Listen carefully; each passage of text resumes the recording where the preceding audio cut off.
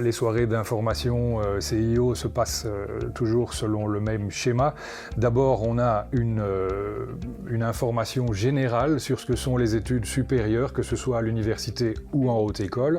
Et ensuite, les élèves, les visiteurs et leurs parents, bien sûr, qui souvent les accompagnent, ont la possibilité de participer à 2 carrefours. On appelle ça des carrefours, c'est-à-dire vous vous rendez dans une classe et ça vous permet alors là de recevoir des informations détaillées, précises, de poser des questions sur 2 études, 2 parcours sur lesquels vous souhaitez vous informer. Dans une soirée CIO, on a une approche qui doit, si possible, convenir à l'ensemble des personnes qui sont devant nous et qui peuvent venir avec des questions différentes, même si on essaye de réserver en fin de carrefour un temps pour des questions où là, les personnes peuvent également poser des questions plus personnalisées, puis on veille à donner ces contacts pour qu'ils puissent revenir vers nous avec leurs questions plus pointues ou plus personnelles ou plus spécifiques. Les jeunes sont plus intéressés par le type d'option, comment ça va se passer au début. Les parents sont plus intéressés par les débouchés, les possibilités de travail après, etc.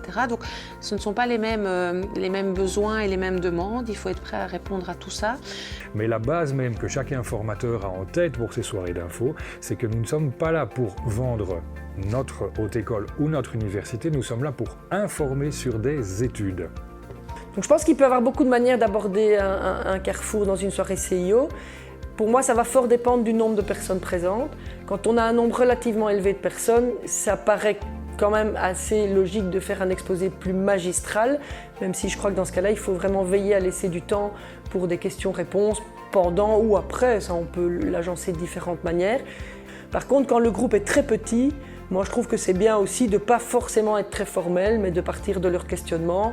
En ayant en tête évidemment des grands points qu'il faut aborder, il y a moyen de fonctionner sur base des questions dès le départ. C'est très important de préparer en amont ses brochures, son matériel, ses bics, son PC, son projo, etc. Donc tout ça, ça prend du temps à préparer en amont. Et le soir même, il faut arriver suffisamment à l'avance pour préparer son local. Souvent, moi, je démarre le carrefour en demandant pour quelles raisons ils sont venus au carrefour. Est-ce qu'ils sont venus parce qu'ils savent déjà qu'ils veulent faire des études de bio-ingénieur ou est-ce qu'ils sont venus parce que ça fait partie de potentialité ou même est-ce qu'ils sont venus par pur hasard? Et ça me permet déjà de leur donner la parole à eux et de savoir un peu ce qu'ils viennent chercher. C'est le contact individuel et personnalisé qui va marquer plus que tout le reste. Ce sont les questions d'après, ce sont les questions même informelles entre 2 portes. Alors que la séance est terminée, souvent c'est à ce moment-là que les gens arrivent et posent leurs vraies questions. Donc c'est vraiment ça le plus important. Le reste, il faut bien garder en tête que c'est un support.